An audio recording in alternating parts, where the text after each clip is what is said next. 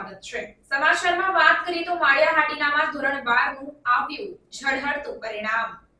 ગત વર્ષ કરતા આ વર્ષે માળિયાહાટીના સરકારી હાઈસ્કૂલનું કુલ પરિણામ 90% સાથે ઝળહળતું પરિણામ આવ્યું છે। વિદ્યાર્થીની પ્રથમ નંબરે આવતા હરખના આંસુ વહેવા લાગ્યા। માળિયાહાટીના સરકારી હાઈસ્કૂલમાં ધોરણ 12 માં સામાન્ય પ્રવાહમાં અભ્યાસ કરતી દીકરીએ માળિયાહાટીના તાલુકાનું ગૌરવ વધાર્યું છે। તાલુકામાં પ્રથમ નંબર પ્રાપ્ત કરતી વિદ્યાર્થીની ગોહેલ રિદ્ધિબેન વિપુલભાઈ આપને જણાવવા માંગીશ કે ગોહેલ રિદ્ધિ વિપુલભાઈએ ધોરણ 12 માં 99.86 percentile રેન્ક પ્રાપ્ત કર્યા છે।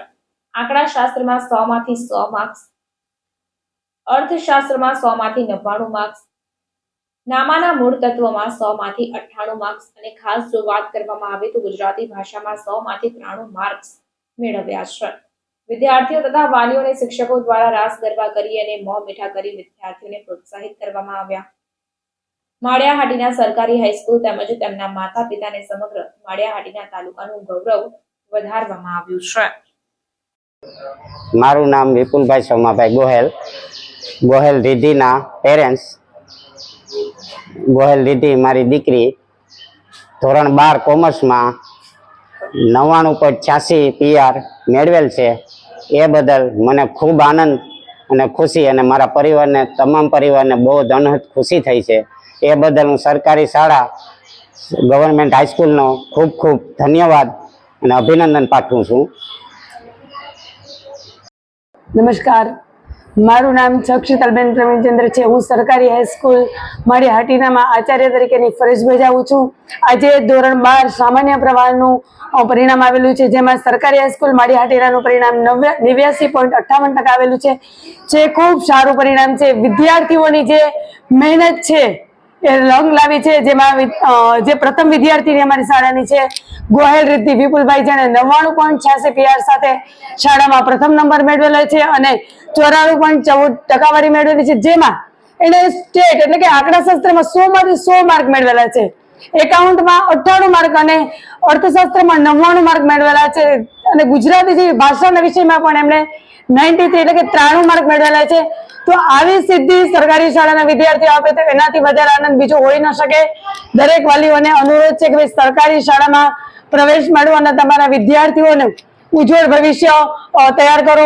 અહીં સરકારી શાળામાં ખૂબ વેલ ક્વોલિફાઈડ શિક્ષકો છે અને આ પરિણામ અમારા શાળાના શિક્ષકોને આભારી છે, જેમણે ખૂબ મહેનત કરેલી છે વિદ્યાર્થીઓ માટે, જેણે એક્સ્ટ્રા ક્લાસીસ પણ ચલાવેલા છે અને વિદ્યાર્થીઓ પણ સારો એવો સપોર્ટ આપેલો છે। અત્યારે આ પરિણામનું આનંદથી ઉજવણી કરવા માટે વાલી મંડળના પ્રમુખ શ્રી મહેન્દ્રભાઈ ગાંધી, પત્રકાર મિત્રો, બીજી શાળાના આચાર્ય શ્રી મુકેશભાઈ ફુલેત્રા તેમજ અન્ય વાલીઓ અને વિદ્યાર્થીઓના વાલીઓ અને અમારો શાળા પરિવારનો સ્ટાફ પણ હાજર છે અને ખૂબ ઉત્સાહથી ઉજવણી કરીએ છીએ પરિણામની અને આવું જ સરકારી શાળાનું ઝળહળતું પરિણામ મળે તેવી શુભેચ્છા અને અત્યારે મીઠું મોઢું કરીને ફટાકડા ફોડી અને વિદ્યાર્થીઓનો ઉત્સાહ વધે તેવા પ્રયત્નો કરીએ છીએ। Thank you.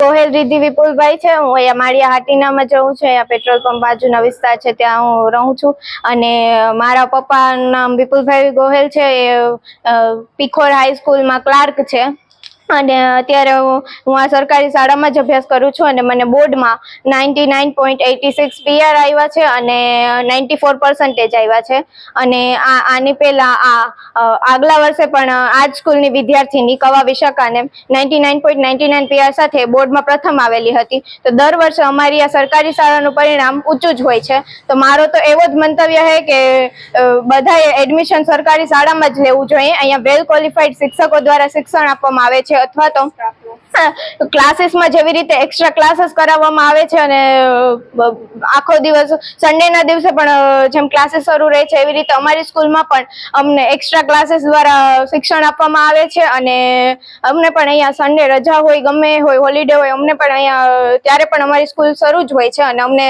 ત્યારે પણ શિક્ષણ આપવામાં આવે છે। એટલે વધુ પડતા વિદ્યાર્થીઓએ સરકારી શાળામાં જ શિક્ષણ લેવું જોઈએ। એવું નથી કે પ્રાઇવેટ સ્કૂલમાં ભણીને જ આપણે વધુ પર્સન્ટેજ, વધુ PR મેળવી શકીએ। સરકારી શાળામાં પણ મેળવીને ઘણા બધા વિદ્યાર્થીઓ બોર્ડમાં પ્રથમ આવે છે, કેન્દ્રમાં પ્રથમ આવે છે। તો સરકારી શાળામાં જ શિક્ષણ મેળવવું જોઈએ। મહેન્દ્ર કુમાર શાંતિલાલ ગાંધી, પ્રમુખ વાલી મંડળ માળિયાહાટીના।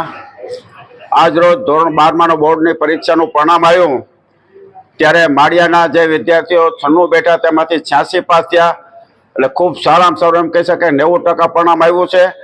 તેમજ જે પરિણામ આવ્યું છે એ લોકો પણ બધા ઉચ્ચ ટકાવારી લઈ અને પાસ થયા છે. પ્રથમમાં પણ બહેનોને ઘણા આવેલા છે, કુલ 89-58% પરિણામ આવેલ છે.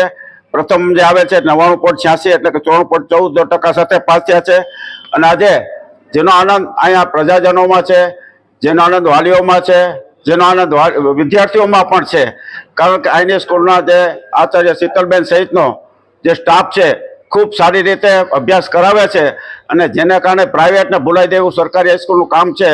એ માટે તમામ સ્કૂલના આચાર્ય અને સ્ટાફને પણ ખૂબ ખૂબ ધન્યવાદ, અભિનંદન આપું છું.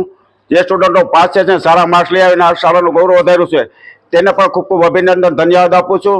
સાથોસાથ એના વાલીઓને પણ જાગૃત રહીને જે અભ્યાસ કરાયો છે એ માટે એને ધન્યવાદ ને અભિનંદન આપું છું. દરેક લોકોને મારી ખાસ વિનંતી કે પ્રાઇવેટમાં જવા કરતાં સરકારી હાઈસ્કૂલમાં ખૂબ સારું છે, જેથી આ સ્કૂલનો લાભ લે એ મારી ખાસ વિનંતી છે, જેથી કરીને સ્કૂલોમાં પરિણામે સારું આવે અને પરિણામને લીધે તમારા બાળકો વધુમાં પ્રગતિ કરી શકે. કારણ કે અહીં સંસ્થાલક્ષી અને રાષ્ટ્રલક્ષી અભ્યાસ કરવામાં આવે છે. આવી સ્કૂલના દરેક સ્ટાફને, વિદ્યાર્થીઓને, વાલીઓને ખૂબ ખૂબ ધન્યવાદ અને અભિનંદન.